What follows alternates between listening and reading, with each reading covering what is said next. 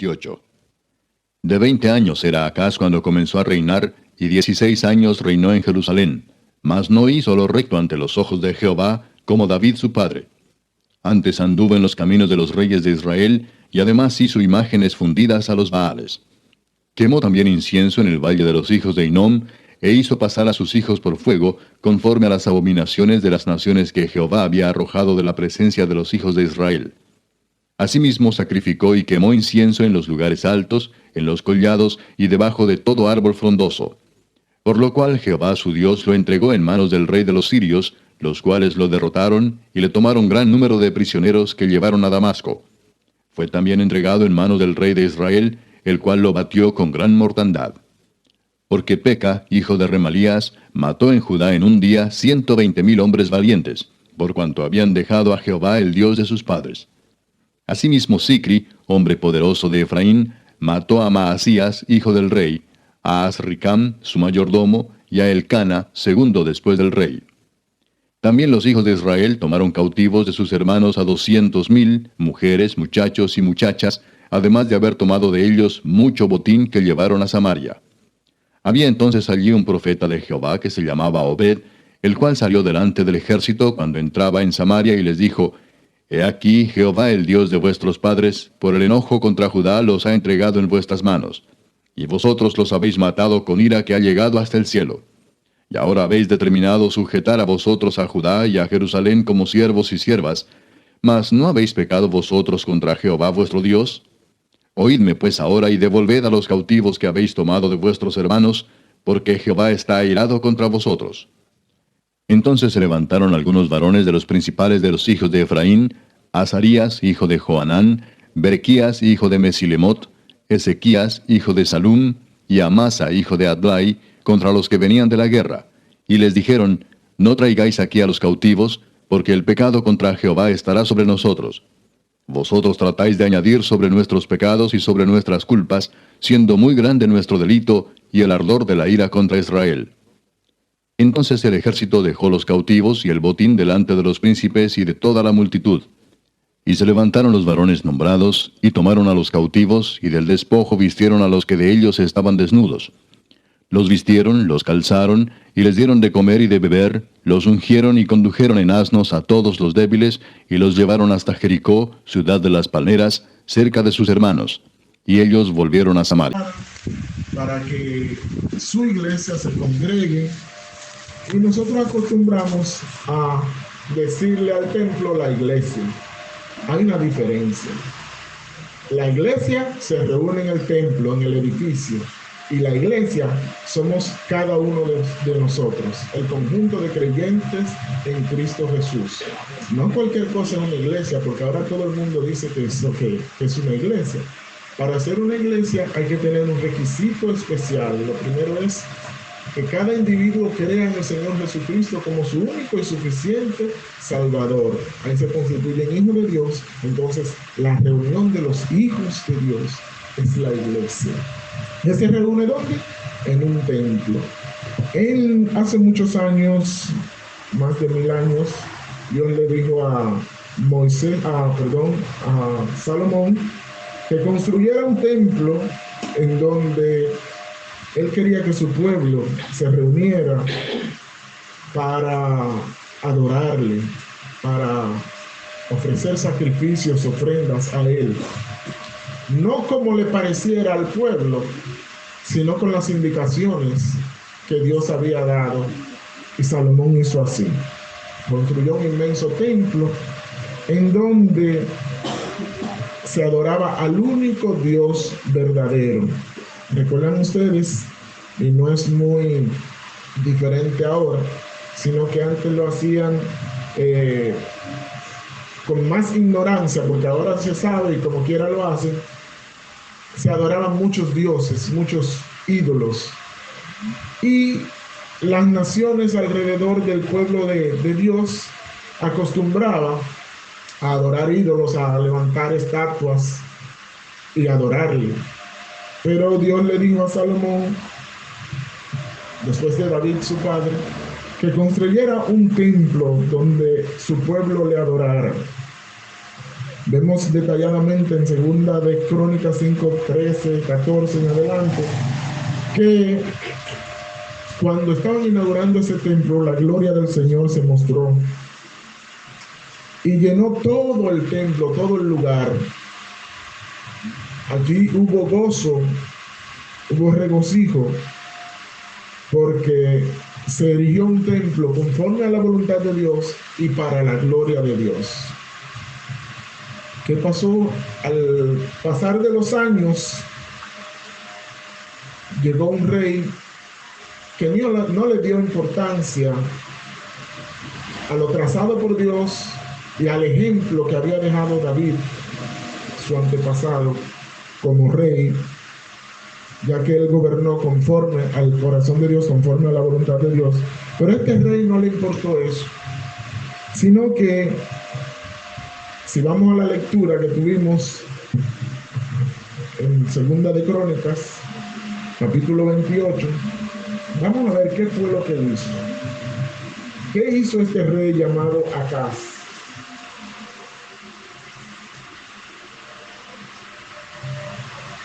Segunda de Crónicas, capítulo 28.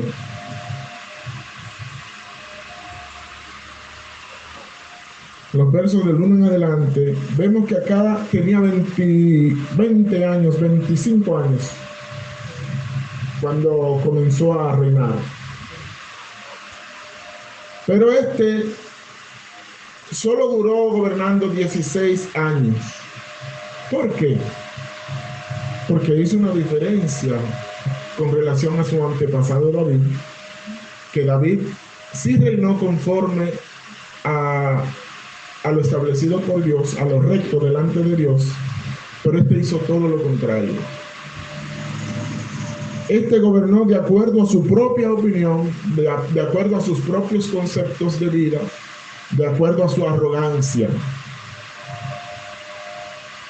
Y comenzó a levantar altares, a hacer estatuas, a hacer holocaustos que repugnaban delante de Dios, porque no fue eso lo que Dios había establecido, ni lo que había aprendido de David, su antepasado.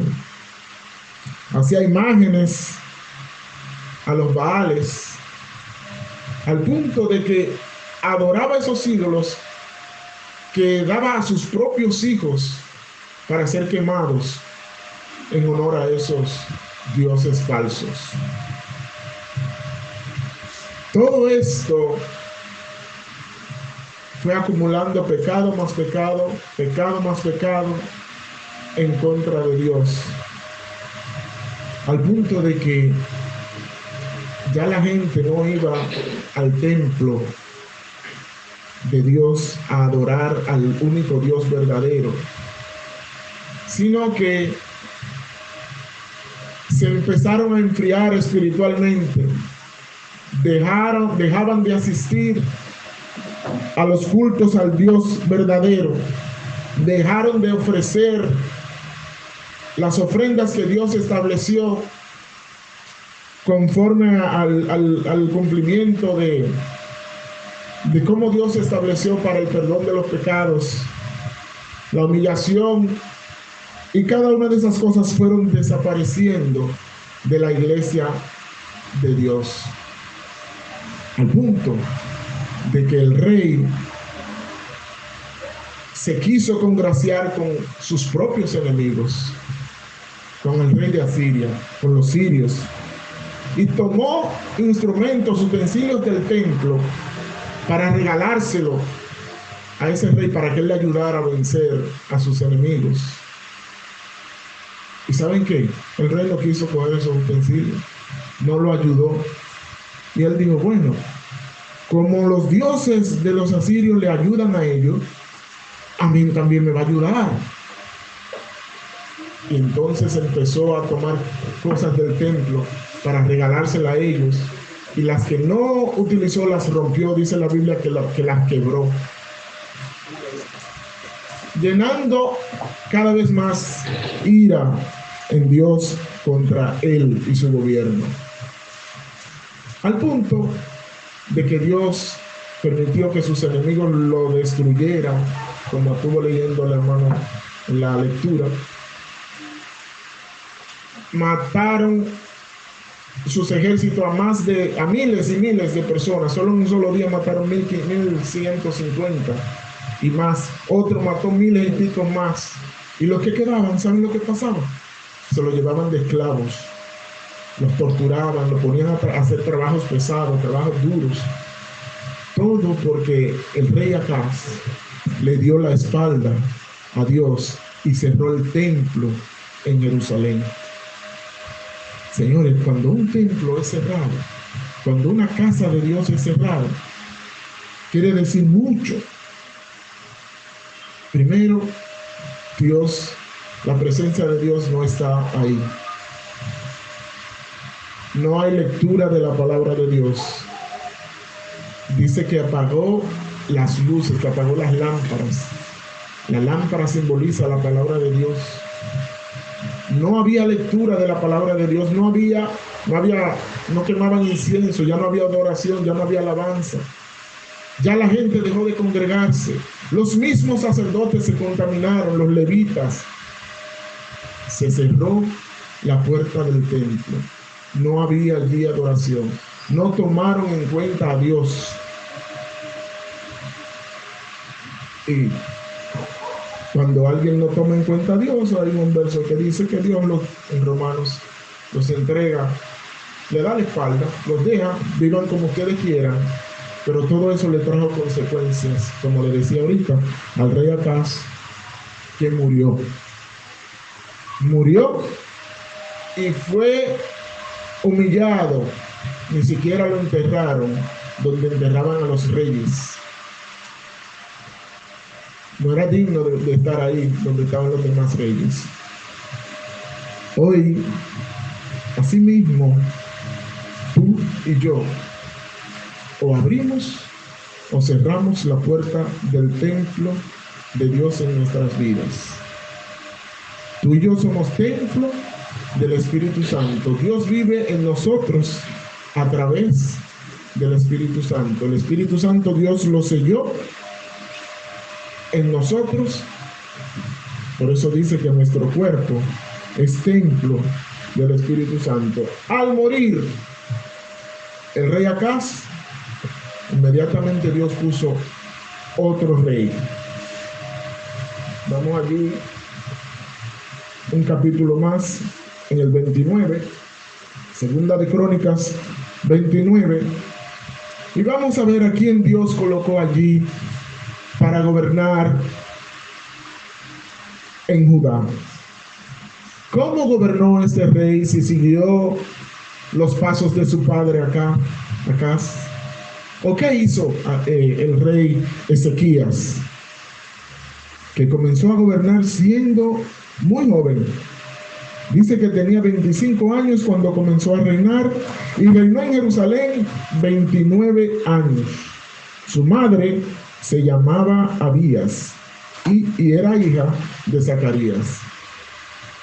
Vemos aquí que la madre de este joven, Ezequías, quiere decir que influyó mucho en este joven, en este muchacho, en este hombre que Dios lo escogió para reinar a su pueblo. ¿Por qué yo digo que ella tuvo que haber influido mucho en la crianza y en el desarrollo de Ezequías? Porque ¿quién era el padre de él? ¿Quién era el padre de Ezequías? Acaz. El rey anterior, el rey que le estaba contando. El rey que le dio la espalda a Dios, el rey que cerró el templo, el rey que no le dio prioridad de importancia a Dios. Entonces él no tenía el ejemplo de su padre.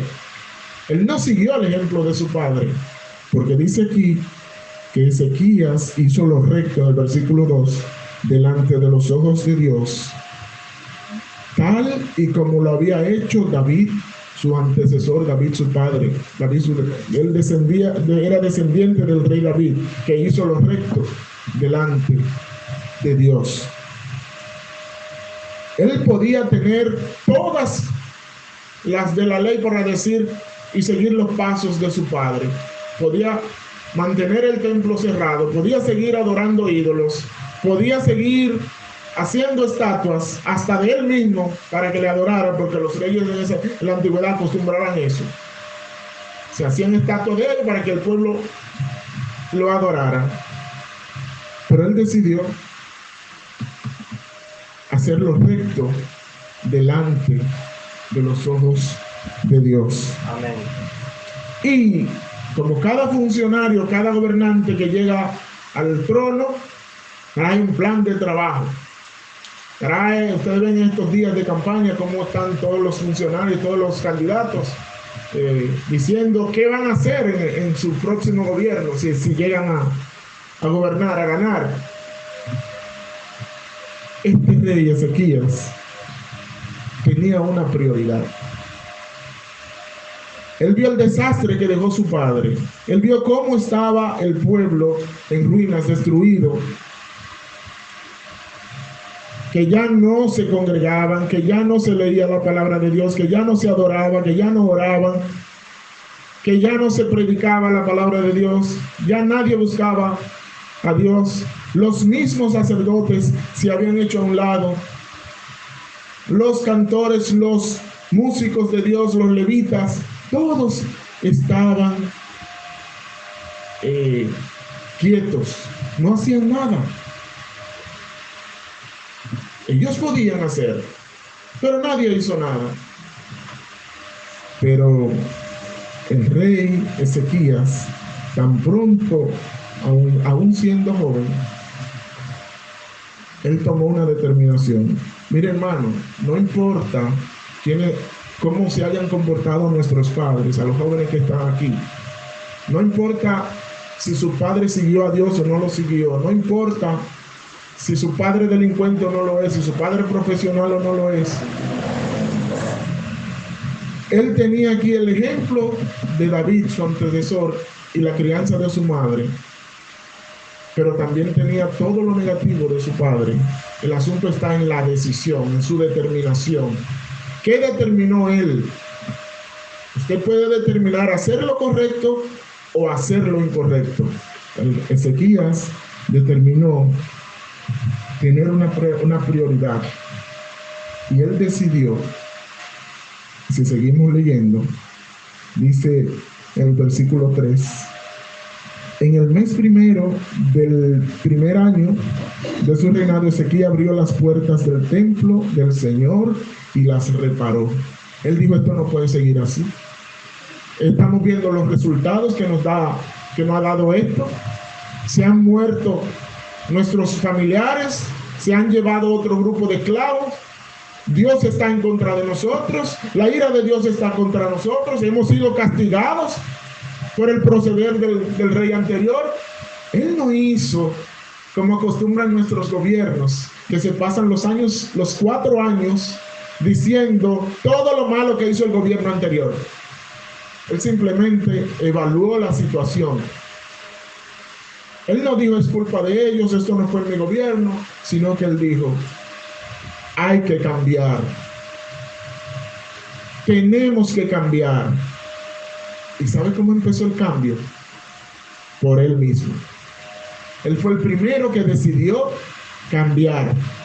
Él asumió una responsabilidad ante Dios y dice que él decidió, el versículo 3, que él decidió abrir las puertas del templo. Abrir las puertas del templo, no solo abrirla, sino repararlo. Hay muchas cosas que están dañadas. Hay muchas cosas que están aquí que no pertenecen aquí. Vamos a sacar todo eso, vamos a limpiar todo eso. Pero no lo vamos a hacer como yo digo o como yo quiero, porque hay formas de hacerlo. A veces nosotros queremos hacer las cosas correctas, pero usamos los mecanismos incorrectos.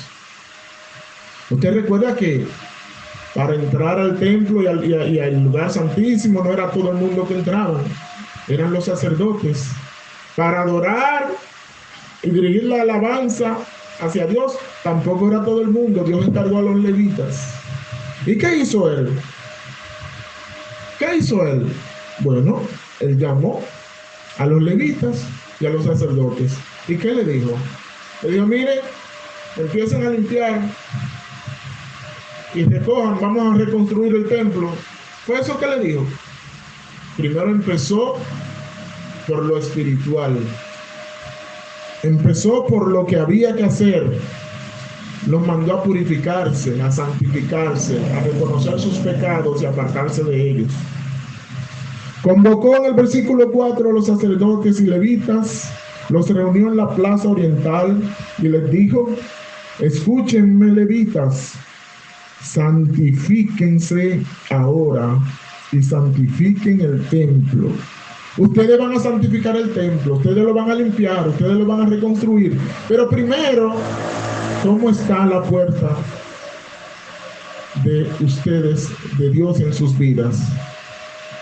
Ustedes se quedaron quietos al ver a Acaz hacer y deshacer y cerrar la puerta, quitar la alabanza. Ustedes no siguieron tocando los instrumentos, ustedes no siguieron guiando al pueblo a la alabanza, a la adoración. No siguieron ustedes sacerdotes con los sacrificios, con las ofrendas.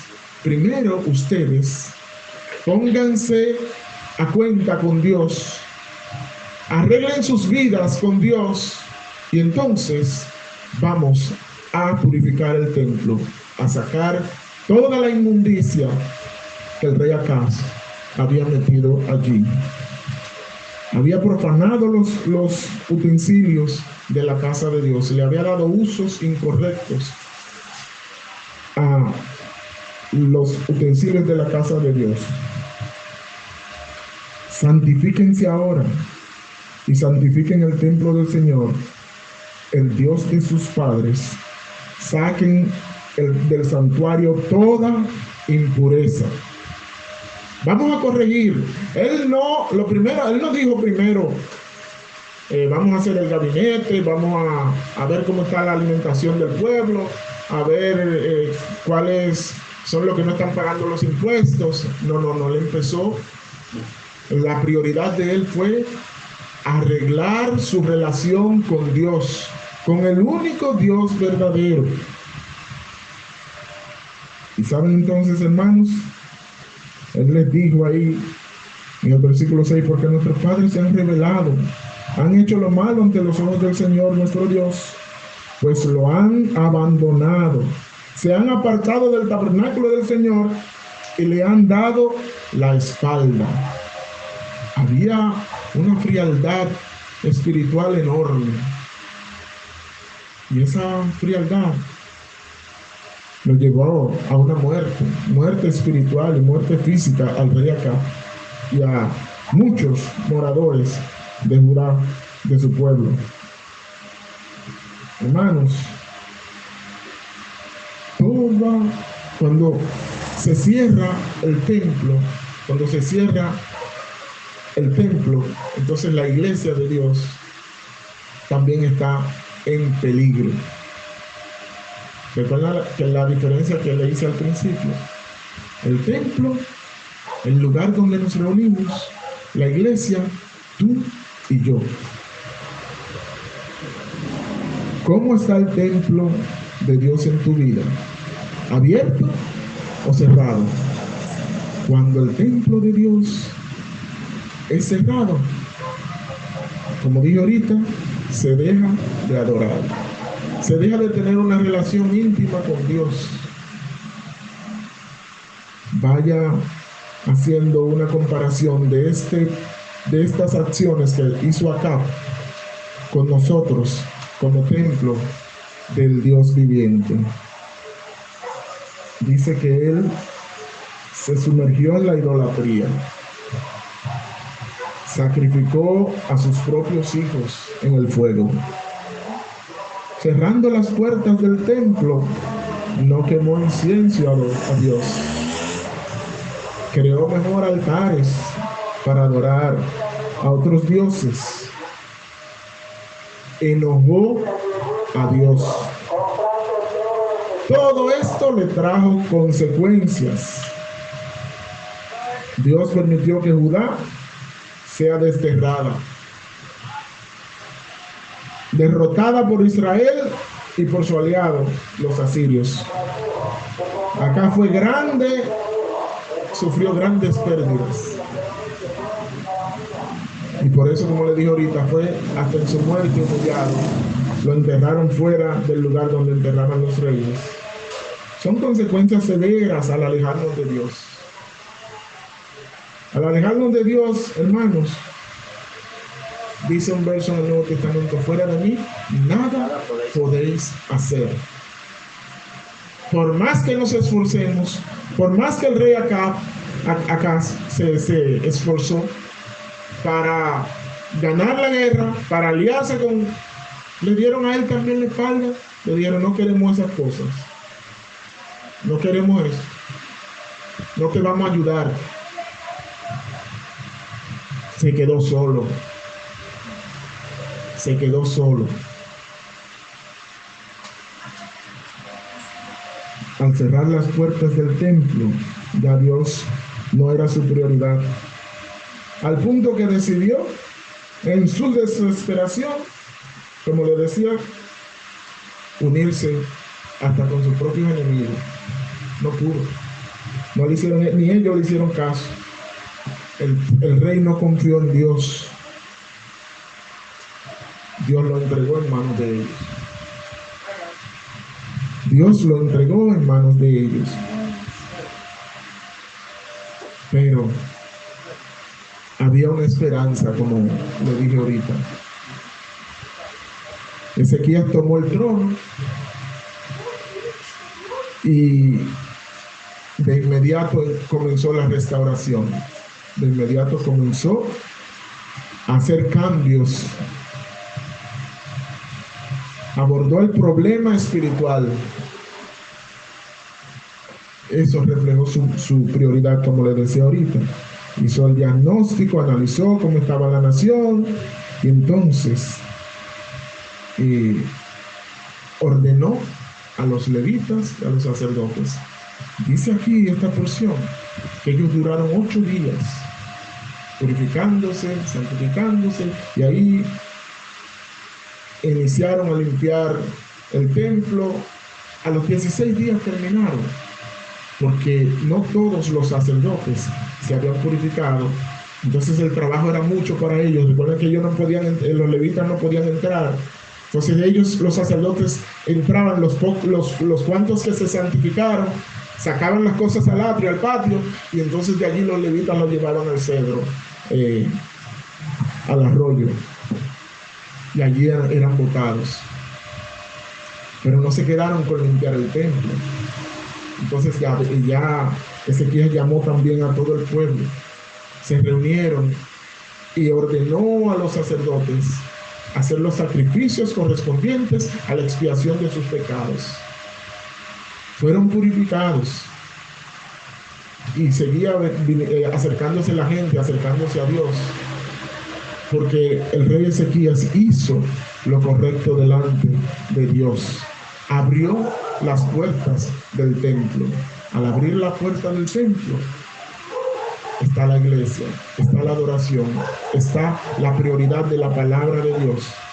Porque si en un templo la palabra de Dios no es la prioridad, no es un templo verdadero. Entonces, hermano, Ezequías santificó el templo y a sus líderes. Era necesario primero la humillación de ellos, como le decía, para entonces renovar y restaurar el templo de Dios. Él hizo un compromiso. Le recordó y lo llamó y le refrescó sus funciones como sacerdotes, como levitas. Al abrir las puertas del templo, Ezequías restauró el culto verdadero que hacía tiempo que no se celebraba. Y cuando esto ocurrió, entonces hubo gran gozo. Si vemos el versículo 36, ustedes están ahí, si quieren lo pueden leer, versículo 36, que estamos leyendo en 2 de Crónicas 29, dice: Y Ezequías se regocijó con todo el pueblo de que Dios hubiera preparado al pueblo, porque todo fue hecho con rapidez. Cuando las cosas se hacen conforme a la voluntad de Dios, hay satisfacción y hay prontitud en hacer las cosas. Algunos a veces nos dejamos y decimos, pero tanto tiempo, no, fue rápido en el tiempo de Dios, porque Él es que sabe cuándo se hacen las cosas. Entonces, para Dios, un año es como que dice ese versículo. Un día ¿Están aquí? 1000 años, y 1000 años como un día. Para Dios el tiempo no importa, es rápido, es rápido, es rápido. Ahora vamos a ti y a mí, como templos del Dios viviente, como templos del Dios viviente. Tú y yo debemos de hacer una pausa y recordar lo que dice en 2 de Corintios 13, del 5 en adelante. Tú y yo somos templo del Espíritu de Dios. Y es el tiempo donde tú y yo nos hacemos la pregunta: ¿cómo están las puertas de mi vida como templo del Espíritu Santo? ¿Están abiertas o están cerradas? Hermanos, cuando tú y yo hacemos esa evaluación y debemos hacer un compromiso, al igual que hizo el rey Ezequías. Cuando yo estoy cerrando las puertas del templo de Dios en mi vida, es cuando yo dejo de leer la palabra de Dios diariamente. Cuando yo no me congrego, la palabra de Dios dice en Hebreos 10:25, no dejando de congregarnos, como algunos tienen por costumbre. Fíjense que acaso poco a poco, costumbre, era una costumbre, ya iba creciendo y creciendo y creciendo su pecado y apartándose de Dios, apartándose de Dios. Cuando tú y yo dejamos de leer la palabra de Dios, no nos estamos alimentando. Y una gente que no come, ¿qué le pasa? ¿Aló? Aquí hay gente. Una gente que no come, ¿qué le pasa? Se debilita, se enferma. Así mismo usted y yo, cuando no nos alimentamos espiritualmente, pues espiritualmente nos debilitamos, nos enfermamos, y ahí comenzamos a cometer muchos errores, y esos errores se convierten en pecado. ¿Y el pecado qué? Nos separa de Dios. ¿Cómo está la puerta de tu vida, del templo de Dios en tu vida? ¿La estás cerrando o la tienes solamente junta? Ni la cierro ni la abro, pero están abiertas. No. Recuerde que lo tibio lo vomita Dios. Dios quiere las puertas de tu vida, del templo de ti, del Espíritu Santo, abiertas, donde pueda fluir la gracia de Dios, como ocurrió cuando Ezequías abrió el templo. La gracia de Dios por la cual todos nosotros somos salvos. Cuando el templo de Dios en tu vida está cerrado, te da brega a orar. O simplemente por un cumplido, sí, ya oré. Señor, bendice los alimentos, gracias por lo que lo prepararon y las manos que lo hicieron, amén. Antes de acostarte, Señor, bendice el sueño, gracias por el día de hoy, amén. No hay un encuentro genuino con tu Dios. Así se empiezan a cerrar las puertas de Dios en tu vida. Cuando ya no comparto la palabra, cuando ya no cuento la historia de Cristo, se están cerrando las puertas. Cuando dejo de congregarme, Cuando ya no me importa si hay culto o no, o me da lo mismo llegar tarde, estoy cerrando las puertas de Dios en mi vida. Estoy alejando a Dios, estoy sacando a Dios, porque cuando yo estoy haciendo eso, estoy ocupando el tiempo de Dios en otra cosa. Y esa cosa se llama ¿cómo? ¿Qué fue lo que construyó acá en cada esquina, en cada altura, en cada alto? Altares. Idolatría. Quitarle el lugar a Dios se llama idolatría. Y tú y yo a veces nos convertimos en idólatras sin darnos cuenta. Y a veces nos damos cuenta, pero seguimos. Cerramos la puerta de Dios en nuestras vidas. ¿Y qué te cree, hermano? Que Dios nos va a decir a ti y a mí, por eso, bien, buen siervo y fiel. En lo poco has sido fiel, en lo mucho te pondré. Él nos va a decir así, si nosotros continuamos con este estilo de vida, con un evangelio fácil, con decir yo soy salvo y siempre salvo y ya. Dios ha establecido obras para que andemos en ellas, para que sigamos sus pisadas. ¿Cómo están tus puertas? ¿Cómo está la puerta del templo del Espíritu Santo que eres tú? ¿Abierta o cerrada?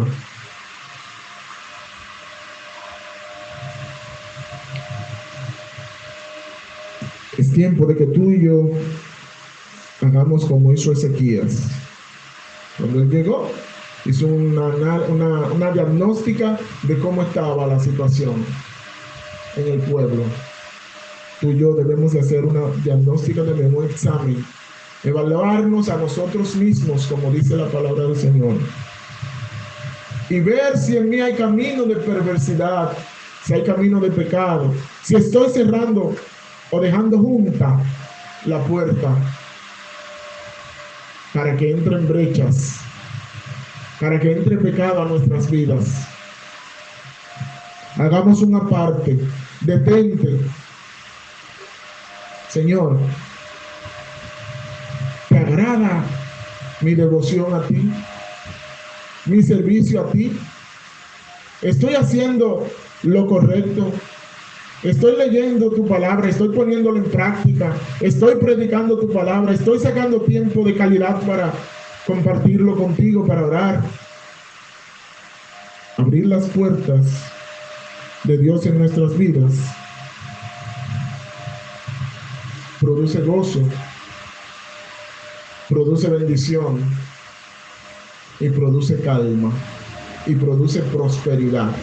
No la prosperidad que se anda predicando por ahí, aunque esa también llega. Si le somos fieles al Señor, Él nos va a sostener.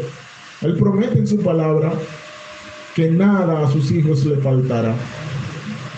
Nada. Él nos sostiene. Él nos sostiene. En teniendo sustento y abrigo, estemos conformes. Pero eso va a ocurrir en nuestras vidas solo cuando tú y yo ahora dejamos a ver las puertas abiertas, no las cerramos ni las dejamos juntas.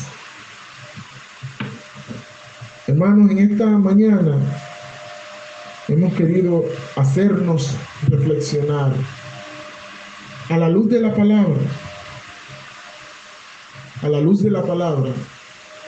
para que tú y yo nos examinemos,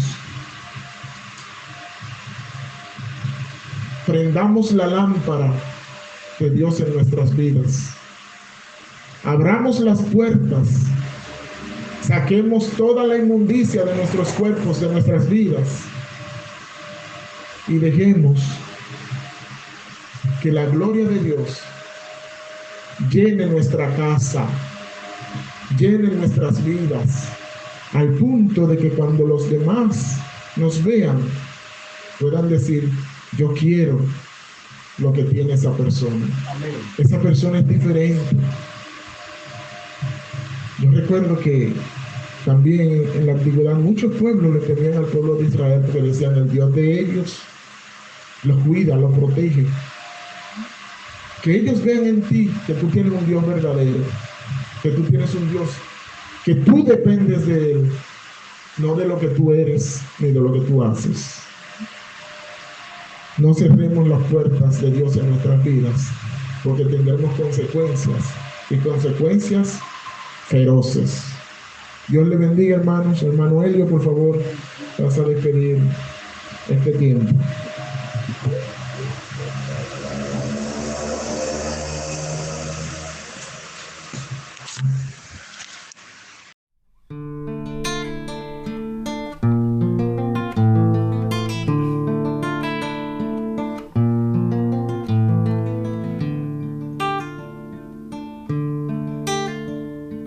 Ven, amigo, a Jesús,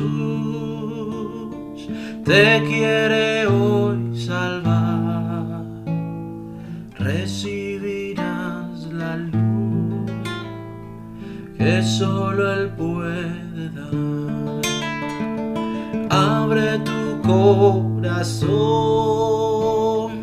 al que por ti murió, por darte a ti perdón, en tu lugar sufrió.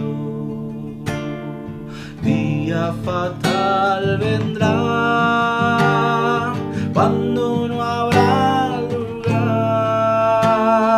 la puerta abierta está, hoy puedes aceptar, más gracia ya no habrá si la desprecias hoy. Acepta, pecador,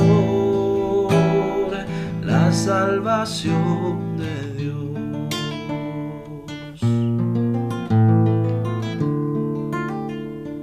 Las manos del Señor se abren hoy para ti.